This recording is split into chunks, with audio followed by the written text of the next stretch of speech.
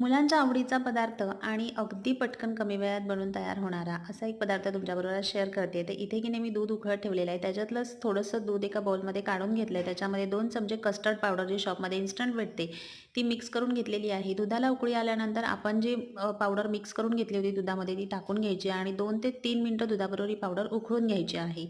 थोडंसं दूध आपल्याला थिक झाल्यासारखं वाटेल. त्याच्यानंतर हे जे मिश्रण आहे ते आपण गार करून घ्यायचं आहे फ्रिजमध्ये. त्याच्यानंतर आपल्या आवडीप्रमाणे ह्याच्यामध्ये फ्रूट जे आहेत बारीक कट करून टाकायचे आहेत. बाकी ही जी फ्रूटची तयारी आहे ती सगळी मुलींनीच केलेली होती. त्याच्यामुळे मला जास्त कष्ट करावे लागले नाही ही रेसिपी बनवायला. तर आपल्या आवडीप्रमाणे आपल्याला हवे असतील ते फ्रूट ह्याच्यामध्ये बारीक कट करून टाकायचे आहेत. सगळं मिश्रण जे आहे एकसारखं करून घ्यायचं आहे आणि त्याच्यानंतर आपल्याला हे सर्व्ह करायचं आहे.